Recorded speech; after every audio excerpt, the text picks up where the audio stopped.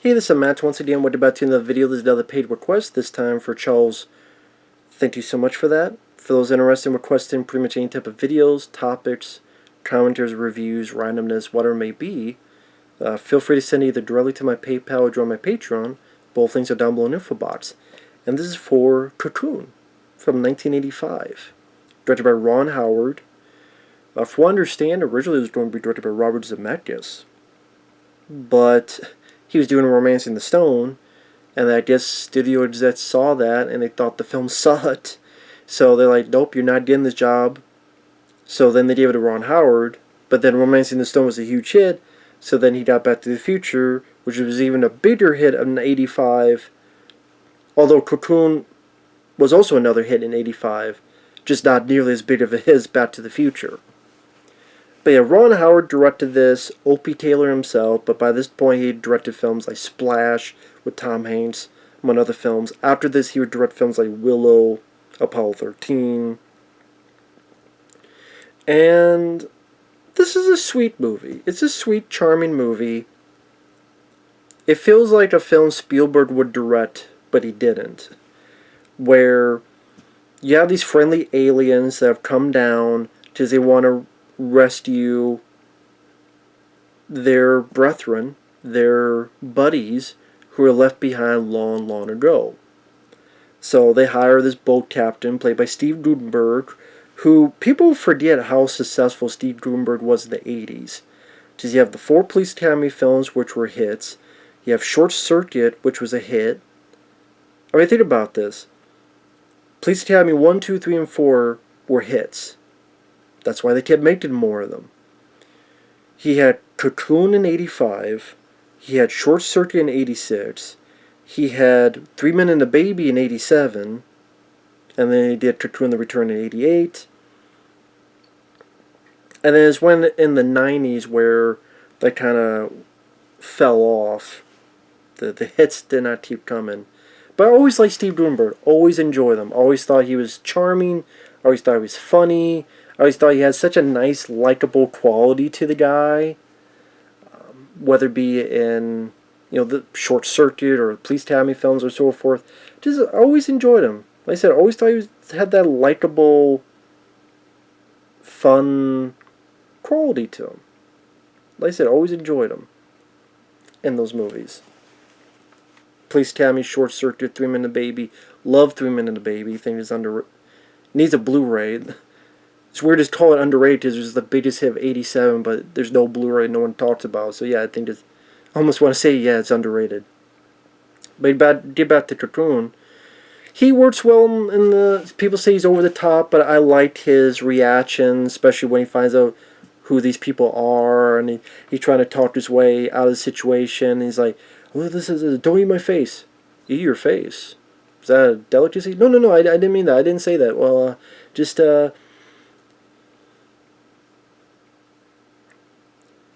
No, just take the boat. Just take the boat. Oh, come on. What, we want to be... We're honest people. We're honest citizens. We're going to pay for it. Oh, no, I didn't say you're dishonest. I mean, yeah, you're from a... I mean, hey, it's a case of you're being from another planet. I mean, that's my problem. But you're from an honest planet. He does a lot better job than I did. I fucked it up. But he takes them out on the boat to get these cocoons, which have their buddies in it, in order to rescue them. Meanwhile, they don't put the cocoons in the swimming pool that's right near a retirement home, where 3 of those guys, Don Ameche, Wilford Brimley, and Hume Cronyn, would go in and they would swim. Oh man, they took our spot. Well, let's swim anyway. Oh, what are these cocoons? But when they are in the pool, they start feeling rejuvenated. They feel like kids again. And that's the charm in the movie, seeing these older actors having fun and having the time of their lives. It's like their second wind in their sails. Their second lease on life. Where they get to dance and they get to enjoy and have energy, and one of them is sick but they've been fixed up again, and a good chunk of the film is them enjoying life in that stature. And the actors work well. I mean, Wilford Brimley was in John Carpenter's The Thing. He would go on to be in Hard Target, of course, as Uncle Duvet. Rest in peace, Wilford Brimley. Hume Cronyn, he will later be in this film with Jessica Tandy, who's in this, called Batteries Not Included, which I guarantee that film got made because of the success of films like Cocoon. Because, well, you can't sell a film with old people. Well, this showed that, yes, you can, if people like the story and they think the story's endearing. But yeah, that Batteries Not Included would come out I'm trying to remember what year that came out. A few years later, and they had the little spaceships that help these people out that are being kicked out of their home. That's a pretty decent film as well. I like that one. Hume Cronyn and Jessica Tandy did a good job in that, as they do in this. Don Ameche. Don Ameche is good, but I have no fucking clue why he won an Oscar for this, for Best Supporting Actor. And then you go, oh, it's because to celebrate his career, not for this film.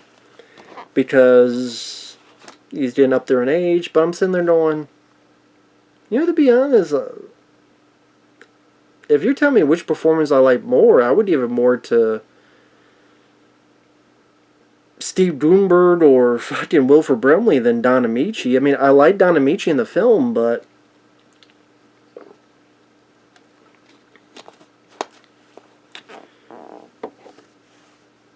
there's nothing in that screams Oscar winning. I mean, his stunt double does a dance, and then his stunt double did probably most of that dance. And well, he did some of it, to be fair, but like I say, he does a good job, but it feels like, again, Wilford Brimley and others felt like they were in the film more than Don Ameche. Like I said, the fact that he won an Oscar, I'm like, okay, that's definitely, like I say, it's for his career, not for the film. He's fine in the film, but again, nothing Oscar-worthy about it. Other people in the film, Barrett Oliver, who's the kid in Neverending Story, he's in the film as Wilford Brimley's grandson. Brian Dennehy, may he rest in peace. He's the leader of the aliens, and most of his scenes is with Steve Guttenberg in them. Well, he has a few nice little scenes with Wilford Brimley. I think Brian Dennehy did a rather good job in this, which is fine because I grew up watching him as Will Teasel, the teen shit cop in First Blood, but it shows he could play a good guy as well, like in this movie. And like I said, the plot, the story, the idea is what makes the film work, as well as the cast. The cast are very game for their roles. Like I said, it's a nice change of pace to see older people being up front and center, because usually they seem like they're in the background parts, or they come in for a little role here and they don't really get the starring roles. That's more for the younger people. But this, like I said, nice change of pace. And it was a sweet story of these people getting a second chance at life, really. Now, I don't mind James Horner's score. I wouldn't say it's a score I listen to a lot. My favorite James Horner score is Aliens, but I don't mind the score in this, the music in this. The look of the aliens, I thought were I never loved the look of the aliens. I like the idea of them glowing the way they do. Like, the way they glow is kind of cool, and the effects are a bit dated. But when you see the aliens up close, they look like melted marshmallows. I don't know how else to put it. Like, compared to a lot of the alien effects we got in the 80s, even E.T., John Carpenter's The Thing, like the other creatures, bad or good. Cocoon was never one of those that I went, yeah, that's a statement of 80s effects. I'm like, I thought they always looked kind of chintzy, kind of just not up to par. compared to other films. But, good intentions. But again, I can't sit here and say I love the look, the designs of the aliens. Like, the best part is when Brian Dennehy lifts his eyelid down, you see that speck of light. I almost wish the entire movie, that's all you saw of it. Like, you saw a hand, or you saw a finger, or you saw that. Seeing the whole thing, to me, I think it would have worked better, the hints of it, and you create what the rest of... I mean, you get a sense if they're made of light like that. But again, when you see them, especially up close, like Steve Guttenberg first sees the lady he has a little bit of a crush on, and she gets really close. It looks... I'm like, does the alien have a lightning bud tracksuit on, or it just looks like a melted marshmallow in the shape of a person. Also, I know this is going to sound stupid, but it is one of those things where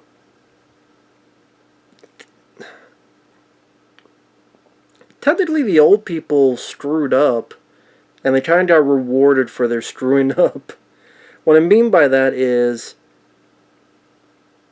they enjoy their rejuvenation.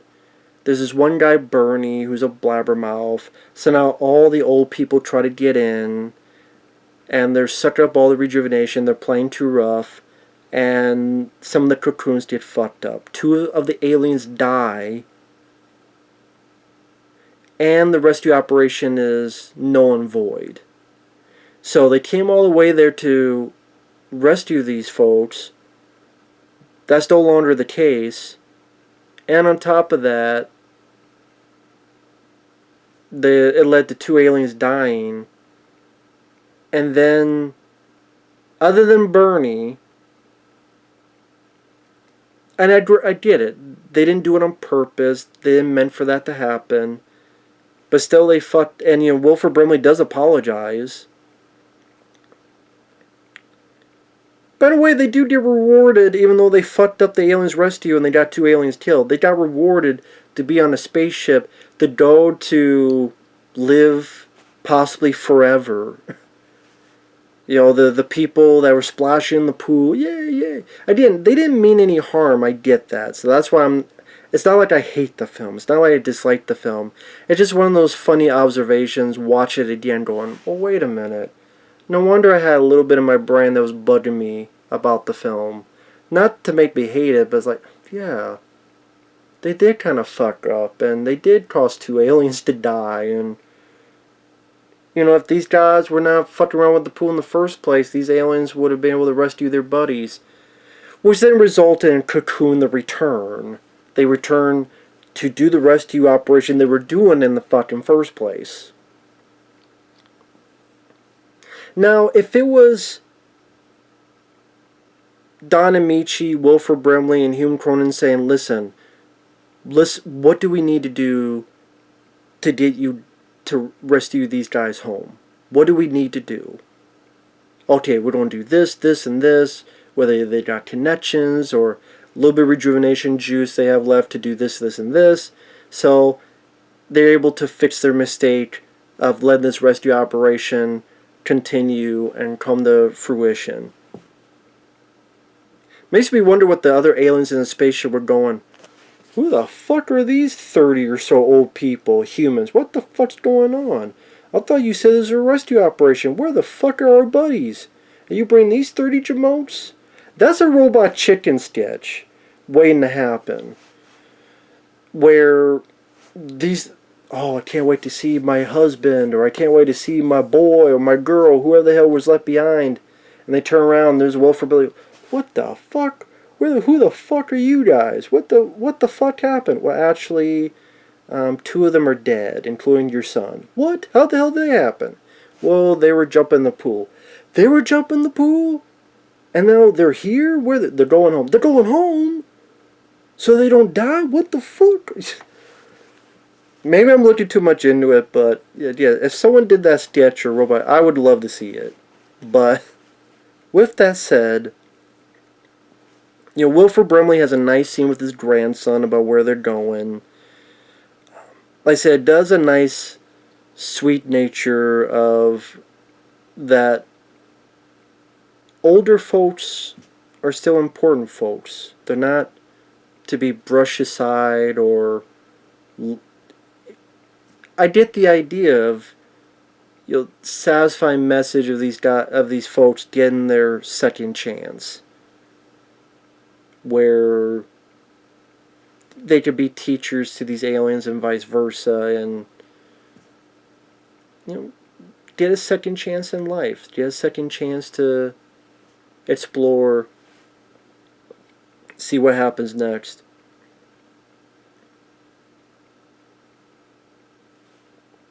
And the stuff between Steve Guttenberg and the girl and the little love story they have, I thought that was sweet as well.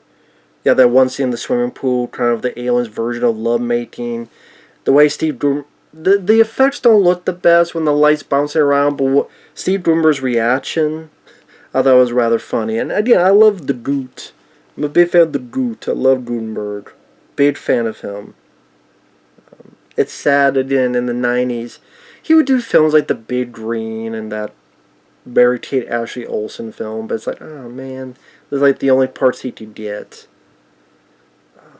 I know at one point he tried to be an action hero in this film called Airborne. It wasn't that good, but it was interesting to see the dude try to be an action hero, but it's called Airborne. I know there's a lot of movies called Airborne. Just type in Airborne Steve Guttenberg and you'll find it. But good cast. I think capable direction by Ron Howard. Decent score by James Horner. And a sweet underlying message and tone to it. And the cast is immense in making this work. Cocoon the Return, it just felt like kind of the same movie all over again. That's kind of my issue. It's like they come back, and to be honest, I don't know why the fuck they would come back to say goodbye, but they already said goodbye. But they come back 5 years to say hi to people, but it's like, why the fuck did you go in the first place? I mean, I guess they give 5 more years I don't know, just... If they were able to rescue those motherfucking cocoons in the first place, there'd be no goddamn sequel. So, Cocoon the Return, again, I just thought it was... It just felt like the same fucking movie again. Steve and the girl having in love again. Only the love is not in the swimming pool, it's in a... I almost said diner, but it was a restaurant. I don't know,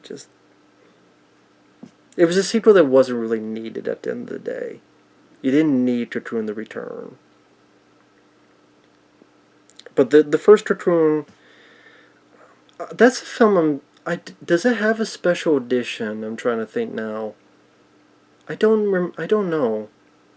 If it doesn't, I'm surprised. But maybe I shouldn't be that surprised, but yeah. Cocoon is a film I do not mind, but it's not a film I rewatch a lot either, to be fair. But with that said, thanks for watching, take care, we'll see you guys later. Bye-bye.